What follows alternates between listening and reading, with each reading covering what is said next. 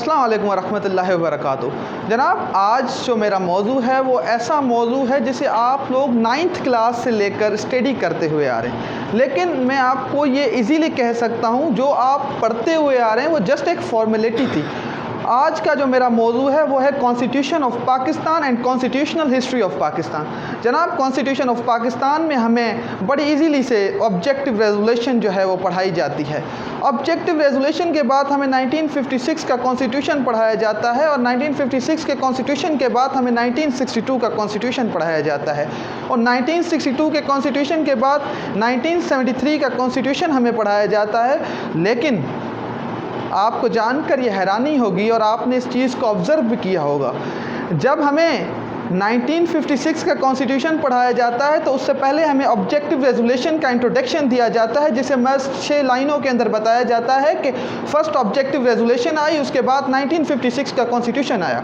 1956 के कॉन्स्टिट्यूशन के अंदर हमें सिर्फ 9 पॉइंटें बताई जाती हैं कि पाकिस्तान रिपब्लिक बना, हमारी जो लैंग्वेज थी वो नेशनल लैंग्वेज उर्दू और बंगाली थी, XYZ, इस तरह की कुछ चीज़ें। 1962 के कॉन्स्टिट्यूशन के अंदर हमें महज 10 पॉइंटें पढ़ाई जाती हैं और 1973 के कॉन्स्टिट्यूशन के अंदर महज हमें 9 पॉइंट्स पढ़ाई जाती हैं। लेकिन क्या आपने कभी सोचा वो मुल्क जो 1947 के अंदर आज़ाद हुआ, उस मुल्क के कॉन्स्टिट्यूशन को बनने के लिए 9 साल का एक बहुत बड़ा अरसा क्यों लगा?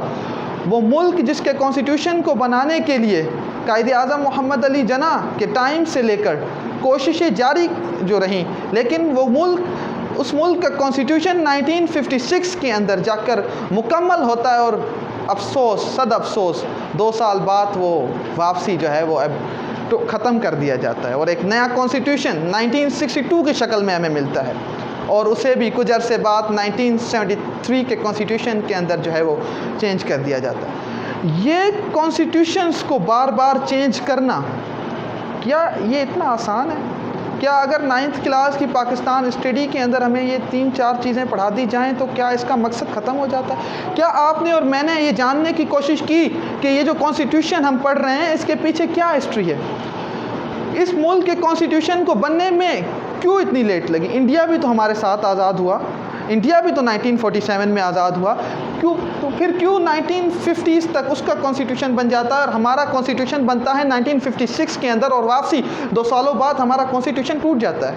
ये तमाम सोचने की चीज़ें हैं, इन तमाम चीज़ों पे रिसर्च करनी होगी, ना कि तुक्के।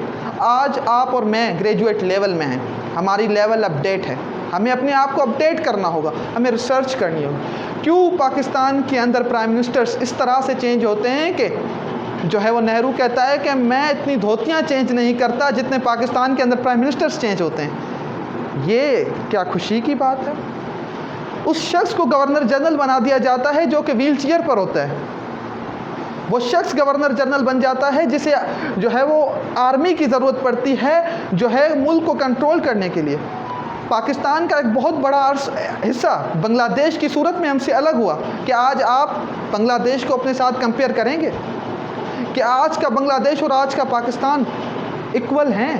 ये तमाम सवाल हैं आपके लिए और मेरे लिए। इन तमाम चीज़ों को डिस्कस करना होगा आपने और मैंने। हमें रिसर्चर बनना है, हमें रिसर्च करनी है।